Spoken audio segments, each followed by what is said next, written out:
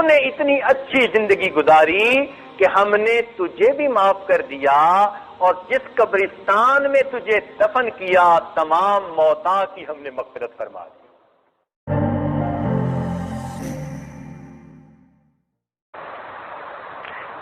ایک بات سناؤں ایک ولی کی۔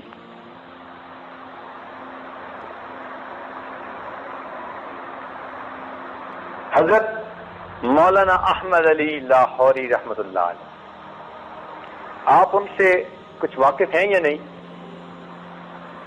آج آپ کو تھوڑا واقف بنا دیں۔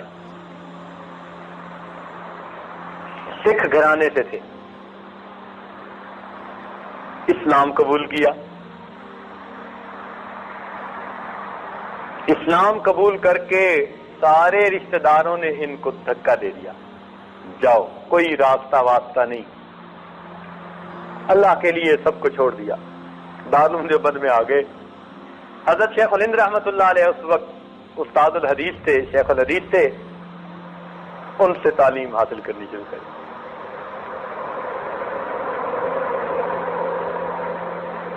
اب پیچھے کوئی سپورٹ کرنے والا ہے ہی نہیں، بس مدرسے میں رہتے ہیں، جو مدرسے میں کھانا ملتا ہے بس اسی پہ گزارا ہے۔ یہ واقعہ حضرت مولانا احمد علی لاہوری رحمۃ اللہ علیہ نے میرے شیخ کو سنایا، اور میرے شیخ نے یہ واقعہ اس عاجز کو سنایا۔ اب یہ عاجز آپ کو نقل کر رہا ہے ذمہ داری کے ساتھ۔ حضرت لاہوری نے اپنا واقعہ یوں سنایا، فرمانے لگے کہ میرے سسر بڑے سمجھدار بندے تھے، انہوں نے اس وقت مجھے پہچان لیا جبکہ احمد علی نہیں تھا، آج تو احمد علی ہے۔ یعنی یہ وہ دور تھا ان کا کہ جب اللہ نے ان کو کمال عطا کیا تھا، اولیاء میں بھی وہ امام الاولیاء کہے جاتے تھے، اور دنیا میں ان کا طوطی بولتا تھا۔ اس وقت کی بات ہے، ہمارے حضرت ملنے کے لیے گئے، کوئی بات تھی،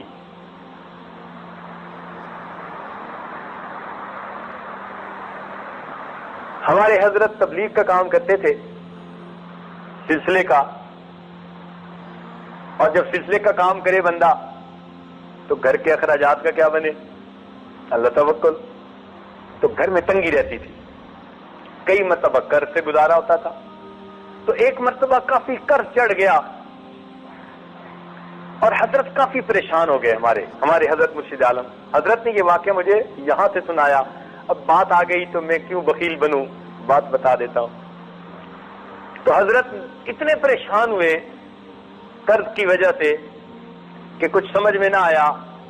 ان کے شیخ خواجہ عبد المالک صدیقی رحمۃ اللہ علیہ وہ انڈیا کے دورے پر گئے ہوئے تھے، اس وقت تو متحدہ ملک تھا، تو وہ ادھر دورے پر گئے ہوئے تھے، اور یہ حضرات اس طرح بے غرض ہو کے کام کرتے تھے کہ میرے سسر محترم حضرت صدیقی رحمۃ اللہ علیہ نے ایک مرتبہ 6 مہینے کا دورہ کیا، پاکستان اور انڈیا کے علاقوں کا 6 مہینے کا متواتر دورہ کیا۔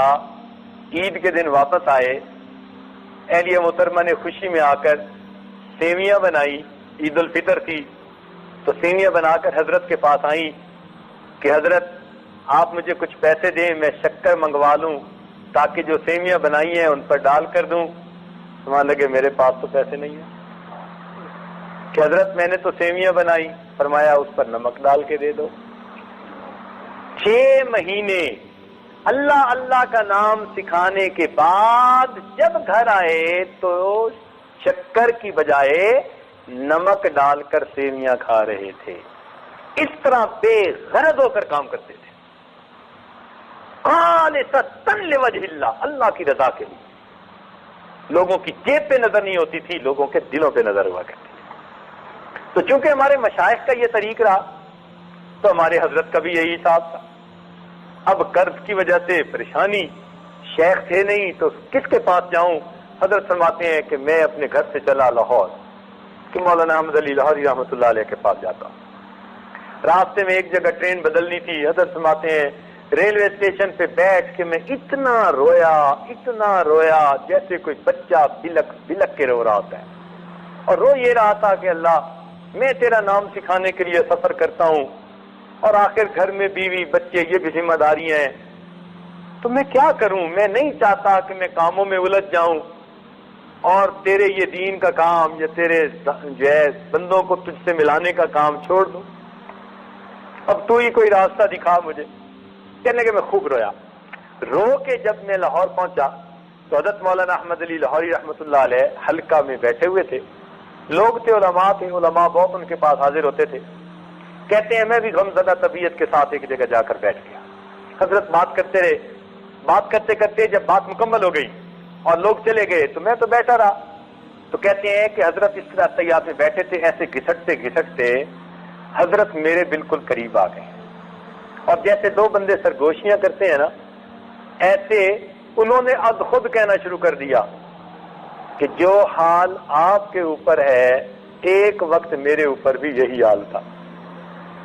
یہ فرمایا کہ جو حال آپ کے اوپر ہے ایک وقت میرے اوپر بھی یہی حال تھا، میرے حال بھی بدل گئے، اللہ نے اچھے دن بھیج دیے، تمہارا حال بھی بدل جائے گا، اللہ اچھے حالات بھیج دیں گے۔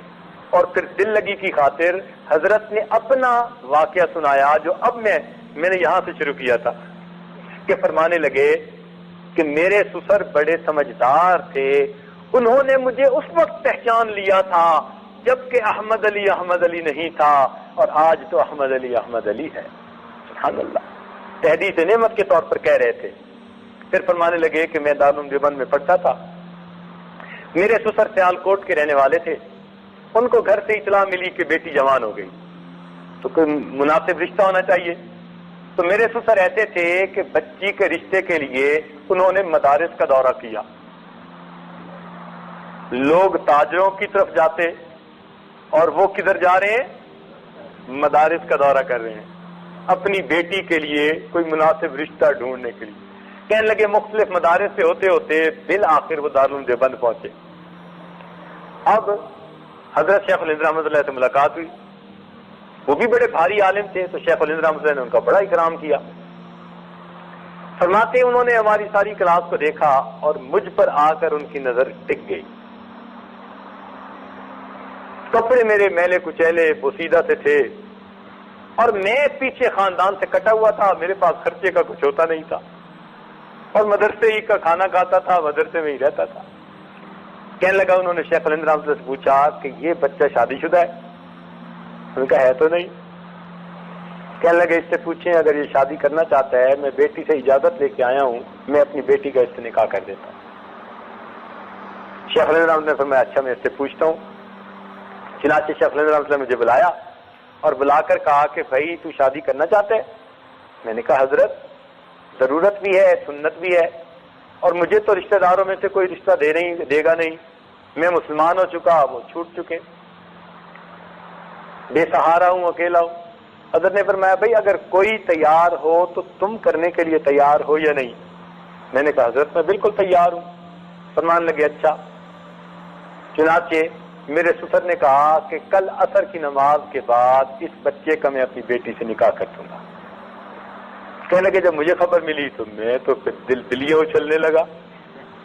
میں نے آ کر اپنے دوستوں کو بتایا کہ بھائی میرا تو کل عصر کے بعد نکاح ہے۔ اب طلباء جناب رات کو تکرار کے بعد کمرے میں اکٹھے ہو گئے، اور ماشاء اللہ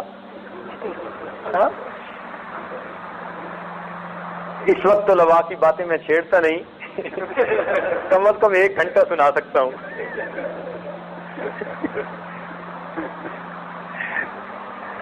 بہرحال قصہ کو تھا کہ ایک طالب علم نے کہا کہ دیکھو کل عصر کے بعد تمہارا نکاح ہے، اور کپڑے تمہارے سارے جو ہے نا بوسیدہ میلے سے ہیں، تو یہ نہ کپڑے پہننا، اچھے نئے والے پہن کے آنا۔ میں نے کہا کہ میرے پاس تو ہے یہ جوڑا۔ اس نے کہا یار تم کسی سے مستعار لے لو، ادھار مانگ لو، کسی سے دھلا ہوا کوئی نیا جوڑا پہن کے بیٹھو۔ میں نے کہا یار میری طبیعت نہیں چاہتی، یعنی عزت نفس گوارا نہیں نہ کرتی کہ بھئی میں مانگ کے پہنوں۔ میں نے کہا بھئی میں نے نہیں مانگنا کسی سے، آگے وہ بھی منطقی ہوتے ہیں ماشاء اللہ۔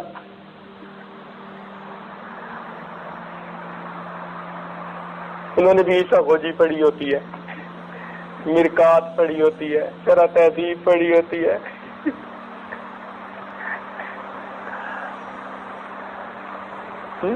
حمداللہ سلم.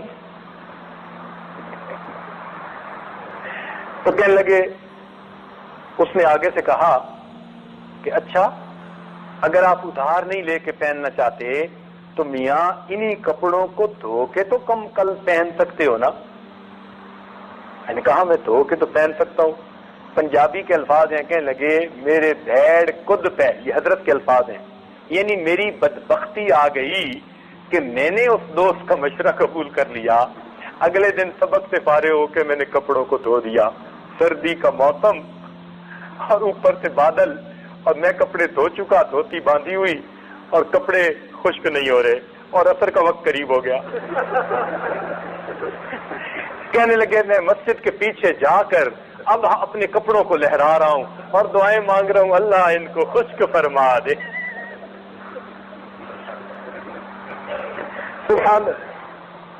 کہنے لگے کپڑوں نے نہ خشک ہونا تھا نہ وہ خشک ہوئے، عصر کی اذان ہو گئی اور میں نے دھوتی کی بجائے گیلے کپڑے پہنے سردی کے موسم میں، اور گیلے کپڑے پہن کے مجمع میں آگے بیٹھ گیا. اب دولہے پہ تو سب کی نظر ہوتی ہے، اب جو دیکھے سردی کے موسم میں دولہے نے گیلے کپڑے پہنے ہوئے. فرمانے لگے کہ میرے سسر کو اللہ نے سونے کا دل دیا تھا کہ انہوں نے بھی میری طرف دیکھا کہ کل یہی کپڑے میلے تھے، آج یہی کپڑے گیلے ہیں. معلوم ہوا بچے کے پاس کوئی دوسرا جوڑا بھی پہننے کے لیے نہیں ہے، اس کے باوجود انہوں نے بیٹی کا نکاح میرے ساتھ کر دیا. اللہ اکبر. کہنے لگے جب نکاح ہو گیا پھر دور حدیث سے فراغت ہو گئی تو میں اپنی بیوی کو لے کے آ گیا. وہیں دارالعلوم دیوبند میں ہی رہا کچھ عرصہ استادوں کے پاس. فرمانے لگے ابتدائی دنوں میں کبھی کھانا ملتا اور کبھی کھانا نہ ملتا، ایسا ہی صاحب ہوتا ہے. تو جب کھانا نہ ملتا تو بیوی مجھے سے کتنا کہتی کہ جی آپ کسی درخت سے پتے ہی لے کے آ جائیں. تو میں درخت کے پتے لاتا، میں بھی کھاتا، میری بیوی بھی کھاتی، اور پانی پی کر اللہ کا شکر ادا کر لیتے. ابتدائی دنوں میں شادی کے، یعنی ابھی بیوی دلہن تھی. 1 مہینے کے اندر اندر کی باتیں. کہنے لگے میری بیوی نے میرے ساتھ اتنا تکلیف کا وقت گزارا، لیکن اس نے میری زندگی کو دیکھا، اس نے نیکی تقوی کو دیکھا تو اس کا دل مطمئن تھا کہ میرا خاوند نیک متقی پرہیزگار انسان ہے، میری زندگی اچھی گزرے گی. چنانچہ 1 مہینہ اس طرح کھانے کو روٹی بھی نہیں ملتی. فاقوں کے بعد جب وہ اپنے گھر گئی تو اس کی ماں نے پوچھا بیٹی تو نے اپنے نئے گھر کو کیسے پایا؟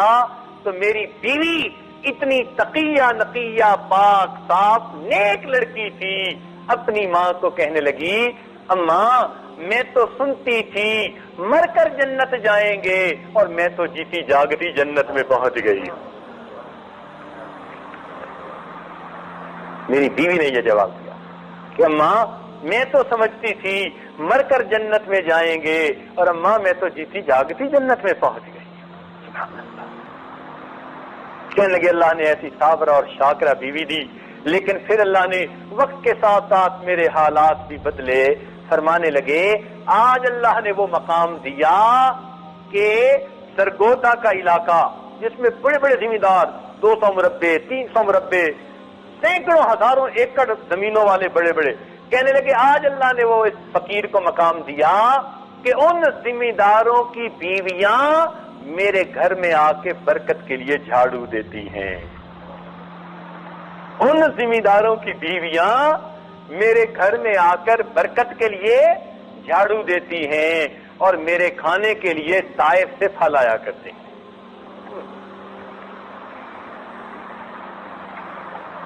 سبحان اللہ. دیکھا یہ اللہ تعالیٰ عزتیں دیتے ہیں کہ جس کا دنیا میں کوئی نہیں تھا، سارے خاندان نے اسے چھوڑ دیا تھا، پھر اللہ تو اس کا اپنا تھا نا، پھر اللہ نے دیکھو کیسے عزتیں دی.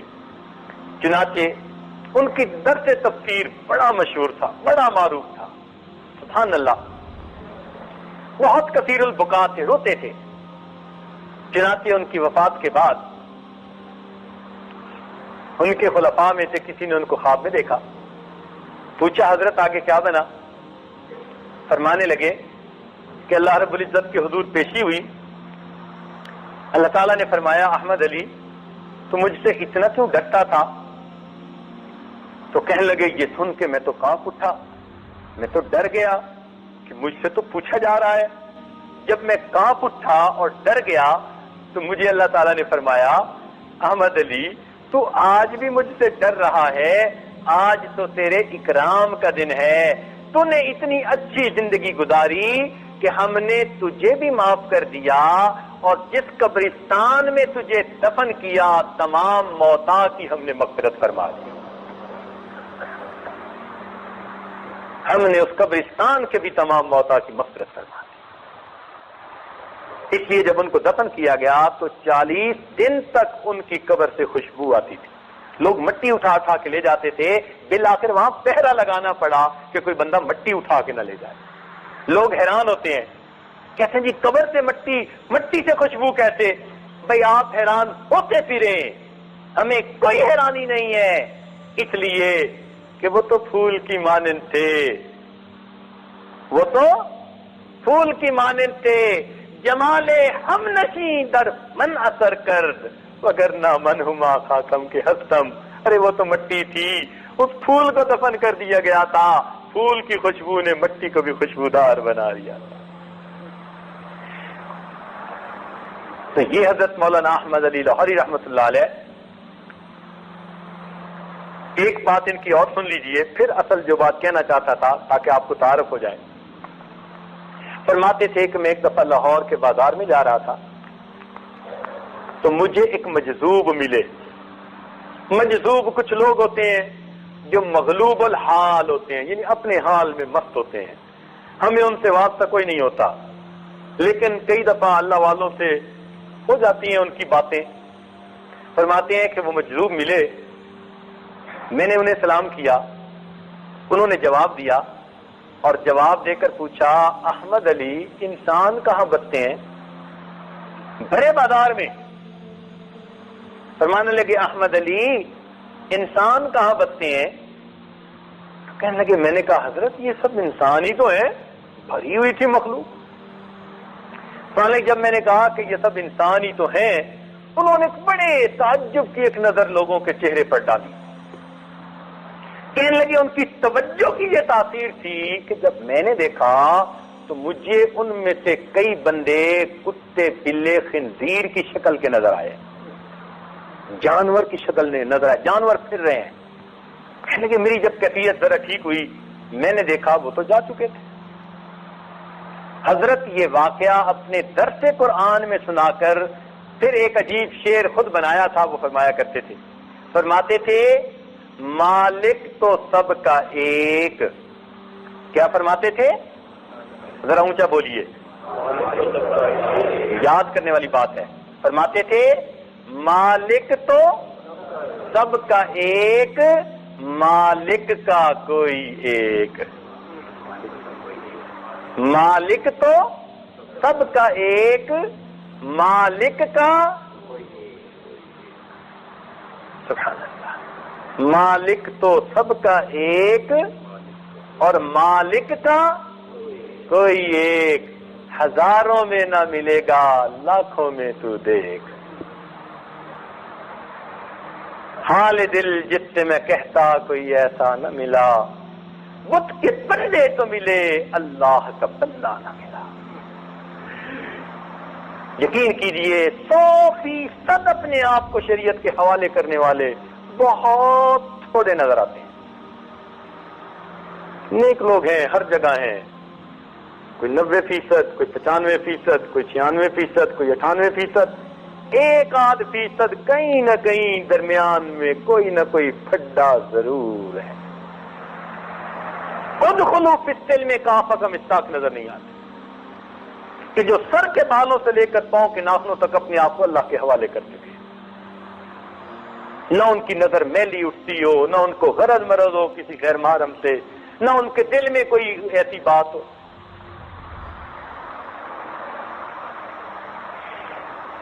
نیک لوگ بھی 98-99% کے اوپر آ کر رکے ہوئے ہیں. شیطان نے کہیں نہ کہیں ان کو اپنے وہ جو فش کرتے ہوئے لگاتے ہیں نا کنڈی، وہ شیطان نے کہیں نہ کہیں کوئی کنڈی پھنسائی ہوئی ہے. میرے دوستو، ہمیں چاہیے کہ وہ جو 2-4 گناہ ہماری زندگی میں باقی ہیں ان سے بھی توبہ کر کے معصیت سے خالی زندگی گزارنا شروع کر دیں. حسرت ہے اس مسافر مضطر کے حال پر جو تھک کے رہ گیا ہو منزل کے سامنے. اتنا قریب پہنچ کر بھی اگر ہم نے 1-2 گناہوں کی وجہ سے اللہ کا قرب حاصل نہ کیا تو پھر ہم جیسا محروم کون ہوگا؟ اللہ اللہ اللہ اللہ اللہ